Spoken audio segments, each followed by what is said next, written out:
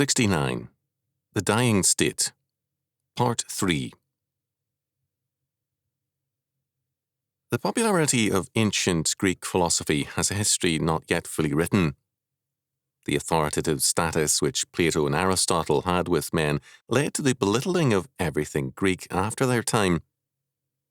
The Greek church fathers were never viewed in the West with anything like the respect given to the Hellenic pre-Christian philosophers. In the past 2 centuries, it has been commonplace to contrast the modern and supposedly degenerate Greeks with their pre-Christian and noble ancestors. Of course, the handful of philosophers lived in a context of slaves and downtrodden poor, and a higher ratio of good men could have been found in Greece in the 1800s when, after the liberation, it became fashionable to downgrade modern Greeks. The idolatry of ancient Greece by Renaissance, Enlightenment and 19th century men extended to curious details. The Greek city-states had limited populations, hence the ideal republic should have a small population. A small population for them meant a free state and the ability of an intellectual elite to shape society and perhaps wander about the forum like Socrates. This was solemnly believed by men as diverse as Claude Adrien Helvétius, 1715 to 1771, a philosopher and an encyclopedist, and Jean-Jacques Rousseau, 1712 to 1778, a romantic thinker.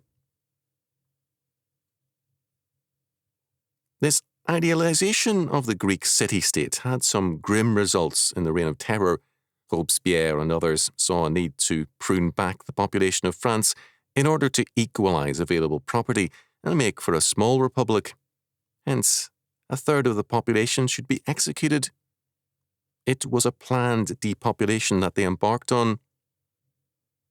Thus, Courtois, in his reports on the papers seized at Robespierre's house after Thermidor, wrote, "These men, in order to bring us to the happiness of Sparta, wished to annihilate 12 or 15 millions of the French people and hoped after this revolutionary transfiguration to distribute to each one a plough and some land to clear, so as to save us from the dangers of the happiness of Persepolis."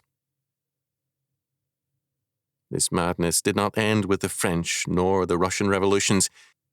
It is still endemic among intellectuals who love to believe and propagate the myth of overpopulation. It is basic to abortion, and the good liberals who advocate abortion do not tell us that a very high ratio of the murdered babies are black. This would lay bare their racism. They prefer to speak rather of the poor black woman's right to kill her unborn child. It is believed that too many people means the death of freedom, as though freedom is a quantitative rather than a qualitative matter. Such an opinion was a product of the world of the French philosophers. It was the small, limited realm of the salon. According to Tornius, the Renaissance was the cradle of the salon. The salon's origin was in Naples, but it spread from there throughout much of Western Europe. A noted woman usually provided a place for the salon in her home. Here the new intellectuals of the humanistic world of thought gathered regularly for their meetings. Lucrezia Borgia, the Renaissance popes, and others gathered around themselves, men who were ready to equate wisdom with cynicism about the church, together with a high regard for pagan antiquity. In its later years, the salon became less exciting in the hands of persons like Madame de Staël. In France, in the 18th century, the philosophers dominated the salon, which provided a setting for their self-display. These French philosophers contributed greatly to the formation of the character of the modern intellectual and also the media. Their 2 characteristics were trivial libertinism and indirect satire and contempt as a means of attacking Christian civilization. They were propagandists, and they were anti-Christian. For them, civil society was the new God, and it needed their wisdom. They had no use for serious discourse, only for witty attacks. As Martin observed,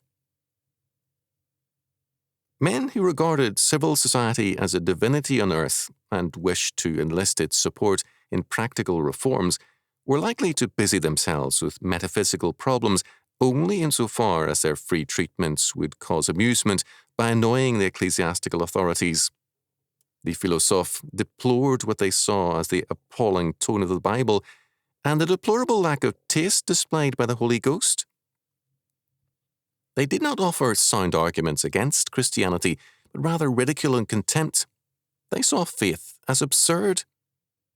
The heirs of the Salon and the philosophes are to be found in the modern university. Not surprisingly, a professor like Peter Gay has written an adoring study of the Enlightenment and its philosophes. The philosophes, as time went on, saw their ideas as the hope of the future regeneration of man. Jean-Jacques Rousseau, while ill at ease among the philosophes, applied their presuppositions to man and society.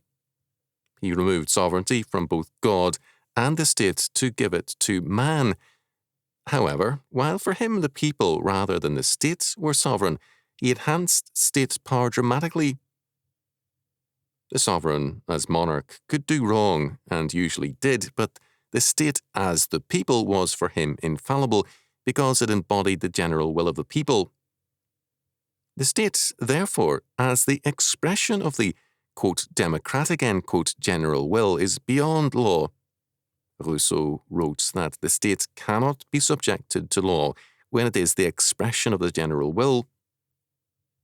The body politic, or sovereign, can never bind itself. No guarantee of rights need be given to the people, since it is impossible that the body should wish to injure all its members, nor can it injure any single member. Right for Rousseau meant what the state, as a general will, does. Right, thus, is not what God's nature is and what God's law word sets forth, but the general will expressed in a state. It is this concept which is important for us to grasp. Its implications were not fully appreciated by everyone then, nor are they now. Rights became a human concern and a human product. Parents in the latter half of the 20th century are appalled by the absurd and highly artificial styles adopted by youth. They do not understand its humanistic roots, its Enlightenment sources. Of the 18th century we see, "A genuine sentiment," wrote a contemporary, "is so rare that when I leave Versailles, I sometimes stand still in the street to see a dog gnaw a bone." It was this fact, the extreme artificiality of social life, which gave Rousseau his power with the men and women of the 18th century. He brought, it is true, a romantic insincerity even more distasteful to later generations than the polished show of the cultured salon. This extreme artificiality was necessary to men who were determined to replace God. Their concerns were with what they could create, not God's world. Hence, they regarded the city as the only fit dwelling place for an intelligent and civilized man. Their battle cry was "Écrasez l'infâme." They were determined to wipe out the shame of Christianity, to eliminate the church, Christian doctrine, morality, institutions, and the Christian view of man. Voltaire referred to Christianity as that beast, his distaste for Christianity amounting almost to an obsession. He welcomed Diderot's affectionate description in 1762 of himself as his sublime, honourable, and dear Antichrist. One aspect of this increasing attack on Christianity was the exaltation of other religions and also savages. Even cannibals were viewed as morally superior to Christians. The myth of the noble savage was propagated by men with little contact with savages but much hatred of Christianity. The savage was seen as a naturally noble person. How then was artificiality reconciled with the humanistic emphasis on nature and the natural? Nature was separated from God, and the natural was seen essentially as the anti-supernatural, anti-God life. Christianity was thus unnatural, and the pagan and savage were natural. The church was anti-nature, whereas the state was seen as the natural form of order. The natural was thus an aspect of rebellion against Christianity. It had to be stripped of its created being and made the great uncreated being and the source of all. Hegel and Darwin greatly furthered this new view of nature. The rebel is thus natural and the Christian unnatural. This view of nature is a mythical one, a construct of man's imagination. Hence, this view of the natural progressively espouses the artificial and the rebellious. Illicit and perverse sexuality become natural for such thinkers, and the homosexual is seen as the leader in this new culture. Both the Renaissance and the Enlightenment saw homosexuals in the vanguard. It is now seen as liberation from Christianity and hence natural.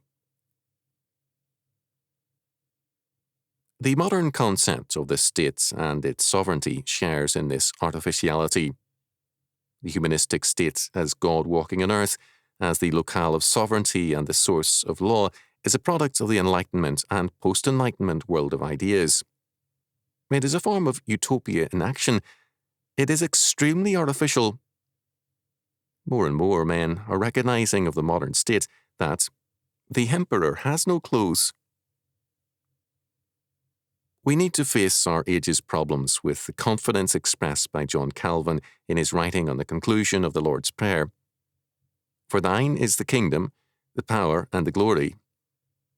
Calvin observed that we need never be shorn of assurance, since his kingdom, power, and glory can never be snatched away from our Father.